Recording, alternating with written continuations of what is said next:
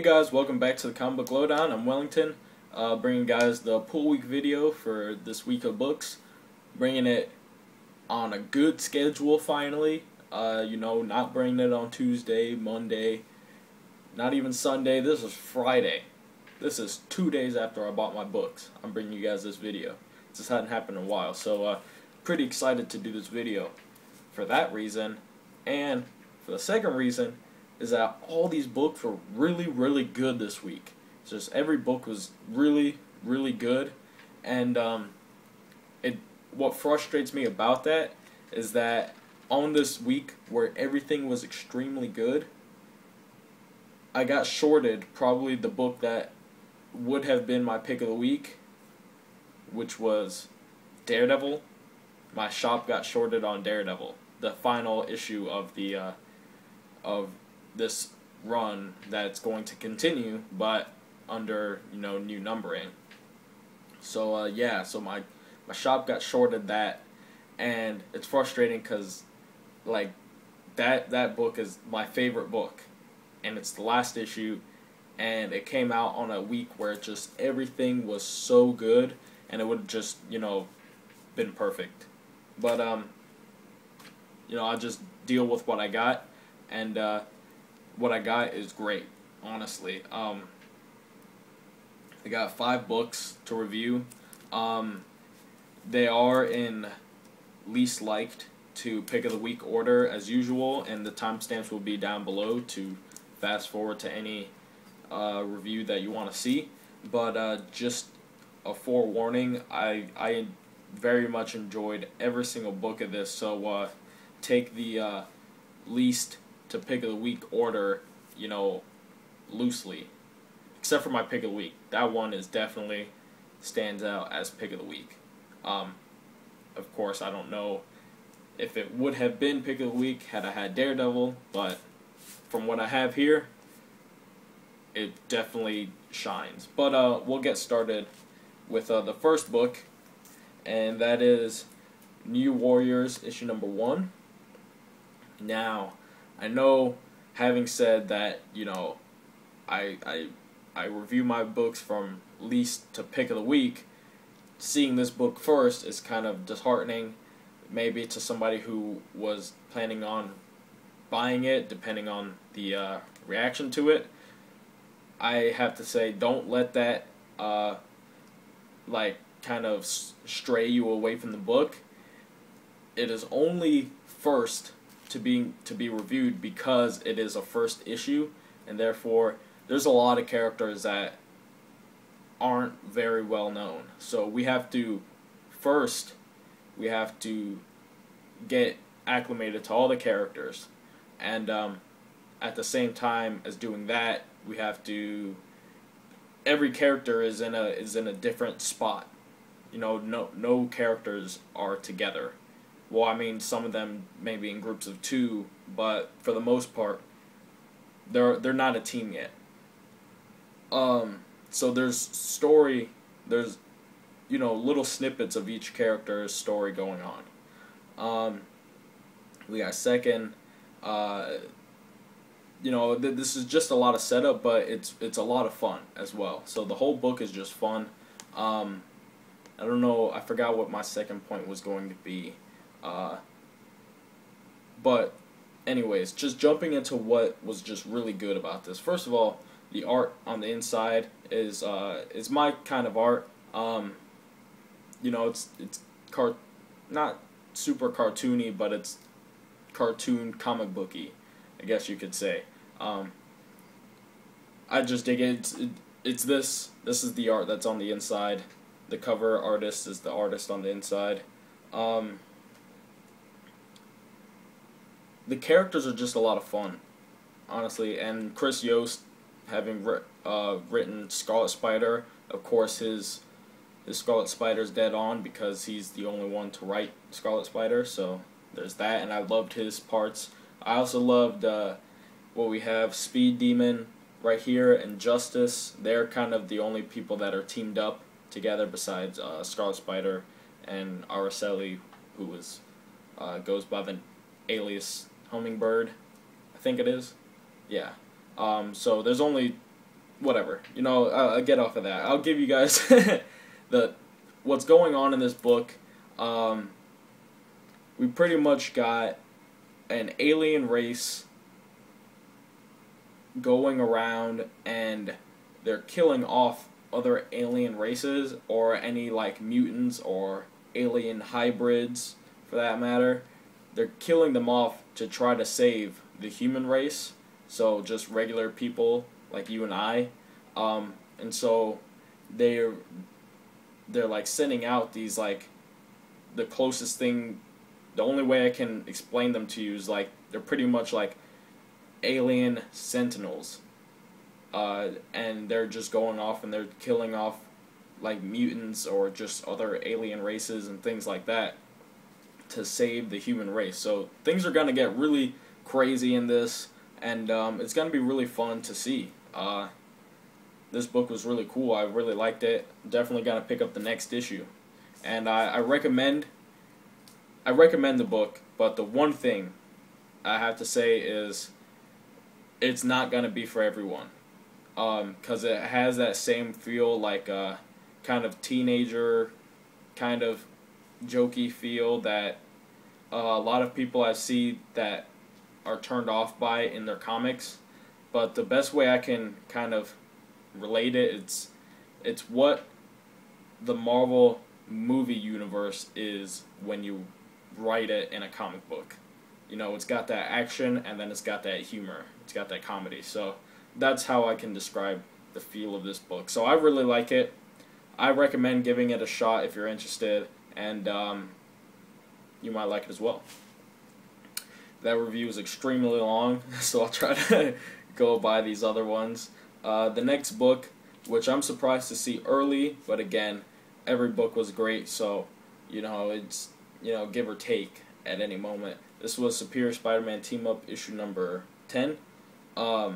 This is really just continuing the fight in Spider Island with, you know, Spider-Man and Punisher and Daredevil all fighting kind of the henchmen that Spider-Man has to kind of protect the city, and they've all, you know, betrayed him and all this kind of stuff. So it's continuing that fight, and the whole fight, Doc Ock Spider-Man is thinking about, like, who's betrayed him, who's doing this, like, who's behind it all, and who can he trust. And so the whole time he's definitely not trusting Punisher or Daredevil, even though he's fighting alongside them, and he can't trust his own men, so he just trusts no one, and he's being a real jerk, and not being a team player, if you will. And just it's a lot of good action, a lot of good build, and by the end of this, I don't feel like it's spoiling too much if, you know, you're already reading Superior Spider-Man, the main title, because these team-up issues were meant to go in between the issue that just came out for Superior Spider-Man and the one before that. At the end of this issue, he finds out about the Green Goblin being behind everything. So, you know, that's already been established in Superior Spider-Man, so that's not too much of a spoiler. This is really just to get that in-between story that we're not seeing. So it's more for entertainment, but it was really good. And the art inside by, who did the art inside? I think it was, yeah, it was Marco Cecchetto. I don't know why they have the wrong people listed here. It says Chris Yost and something Sliney, but the persons that really worked on this book were Kevin Schnick writing and Marco Cecchetto. So you know, there's that. I don't know what that's about, but the book was great nonetheless. Next book is a book that I'm really happy to I was so glad to read. It was so good. Nova issue number 13. I love Beta Ray Bill. He's one of my favorite Thor characters, and this book, at the end of last issue, Beta Ray Bill was kind of like, I should first mention that in the last issue of Nova, Sam accidentally helps this like evil scoundrel of space, and he accidentally helps him get away, and this guy's like enslaving alien races and things like that and killing people and all. And so when Beta Ray Bill finds out that a Nova helped this guy out, he went to go kind of destroy that Dark Nova. And so he shows up in Arizona, and like there's a lot of funny stuff that happened, but then there's a fight between Beta Ray Bill and Nova, and it's just awesome. And this book has like just this feel about it I love this book. And when you put Beta Ray Bill in it, it made it even better. It opened it up for a lot of humor that happened in here, like between Beta Ray Bill and Sam's mom. That was funny. And just this whole book, it's so lighthearted, but then it can get to like points where it's, you know, a serious action story, but at the same time it balances that comedy. It's a lot like how I describe New Warriors. And so that's kind of why I said people wouldn't like New Warriors, because some people weren't liking Nova. But I guess that you just got to try the books out. Anyways, Nova issue number 13 was a lot of fun. Moving on to the next book, we got a book that I'm really glad to see starting to come back to form. This was Captain America issue number 17. I had been debating over dropping the book before issue 16, and then after issue 16, I was like, okay, this was a really good issue, and then this issue was even better. So after that Dimension Z, it kind of like toppled off a little bit, but now it's getting back to that point, and we're finally seeing Captain America with Jet Black again. But before that, something really crazy happened to Nuke at the end of issue 15, and I totally forgot about it in issue 16 because they didn't mention it at all. But or at least I don't think they did. But man, the way this issue starts, I guess spoiler alert, but not really spoiler alert because at the start of the book, freaking Nuke, his chest blew up. Like they show it in graphic detail, like his chest is open and bloody, like everything is bloody, and he's dead. That guy is dead. And this character, Mind Bubble, at the end of issue 15, I was like, what? This is gonna be weird. Because he was like this like hippie, crazy guy, and he looked like, he reminded me of the Hypno Hustler, if you guys know who that is. And it's just like a goofy character. But in this issue, he definitely showed that he's not really that goofy.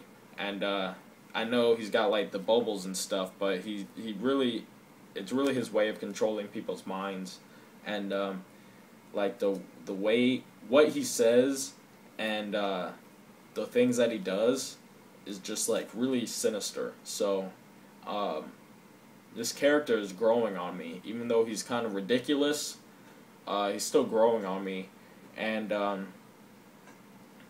just, you know, the interactions between Captain America and Jet Black are great in here, and this whole, I can't give away too much, but this whole story, just when you read it, it's very well written, and that's why I really liked it. So Captain America issue number 17 was just a really good, really well written, well drawn, and a great story.